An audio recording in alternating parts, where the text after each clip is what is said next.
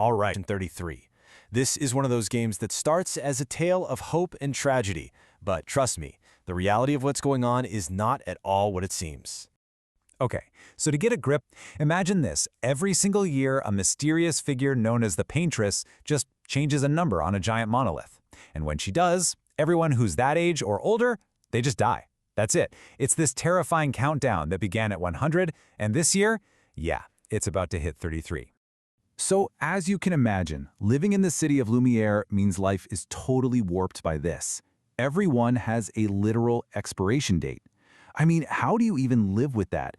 People plan their whole lives, their families, everything, around the exact year they know they're going to die. It's become this bizarre cultural ritual, part funeral, part celebration, all born from this fate that no one can escape.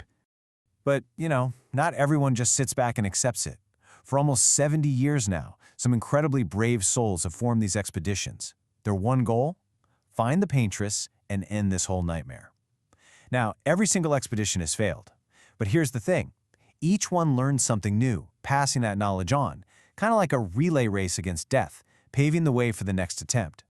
And that brings us to Gustav. He's supposed to be our hero, right? He's the leader of the 33rd expedition, and this guy is different. He's done his homework, studied all the past failures, and he's got new tech, new strategies.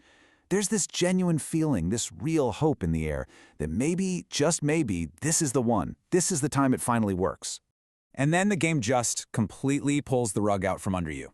All that hope, gone. The expedition leaves with this huge send-off, full of promise. And then, moments after they land, boom, ambushed. The entire crew is wiped out in an instant. And Gustav, our hero, the guy we're supposed to be playing as, he's killed. Just like that. The journey's over before it's even begun. It's brutal.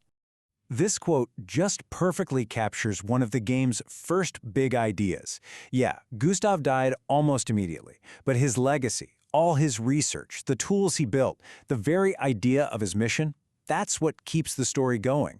His life wasn't about how long he lived, it was about the impact he made. It's a powerful message right off the bat. So that just leaves you thinking, right? If the hero is dead and the mission is a total failure, then what is the real story here? What are we even doing? Well, this is the exact moment the game starts to peel back the layers and show you what's really going on. And it's so much deeper than you'd ever guess. And here it is, the big reveal. The whole world, Lumiere, the expeditions, the gauge, all of it. It's a painting. It's all happening inside a magical canvas. This isn't some fantasy world under attack. It's a living, breathing work of art. So what we thought was this epic fight against some evil paintress, it's not that at all. It's actually a deeply personal, tragic family drama. You've got a grieving mother who couldn't handle her son's death, so she literally escaped into a magical painting he created. And her husband? He followed her in, trying to drag her back to reality. Their personal conflict, their emotional battle, that's what's creating the apocalypse inside this painted world. The whole game, really, is a giant metaphor for grief. It's not about heroes and villains. It's about a family that's been shattered by loss, and each one of them is using these incredible artistic powers to deal with their pain, but they're doing it in ways that are just tearing everything and everyone apart. So let's meet the family at the heart of all this, the Dandris. First, there's Verso. He was this brilliant young artist who made the canvas in the first place, but he died tragically. His mom, Eline, is our paintress. She's the one hiding from our pain inside his art.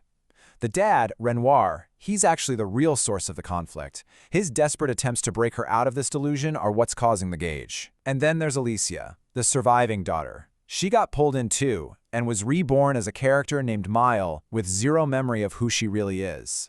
It's this heartbreaking chain reaction, isn't it? A private, personal family tragedy snowballs into this world-ending disaster for everyone living inside the painting. You've got the mother, Eline, trying to hold on to a beautiful memory, and the father, Renoir, trying to shatter it. Their two opposing forces are locked in this magical stalemate, and the result is the gauge, this apocalyptic cycle that's been going on for years. And this is where it all leads. The climax of the game isn't some big boss fight. Now that you know the truth, the mission completely changes. It's not about defeating a villain anymore, it's about making an impossible choice. A choice about how people should even confront grief itself.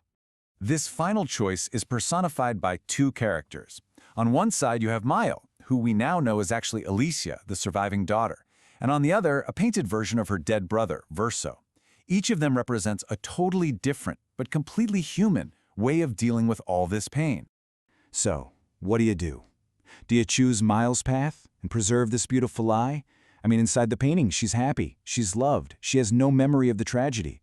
Siding with her means everyone in this painted world gets to live. Or do you choose Verso's path, the painful truth? He argues that the only way for their real family to ever heal is to destroy the canvas, to let all of this go and finally face their grief in the real world. So after everything, this huge, epic story really just boils down to two choices. And there's absolutely no easy answer. Both paths come with a huge sacrifice, you know? It's not a question of good versus evil. It's a question of what you personally believe is more important. So Claire Obscure turns out to be so much more than a story about a fantasy world, right? It's really this powerful look at family, at loss, and what our lives mean. And it leaves you with this one massive question to think about: a beautiful lie or a painful truth? Which one truly defines a life?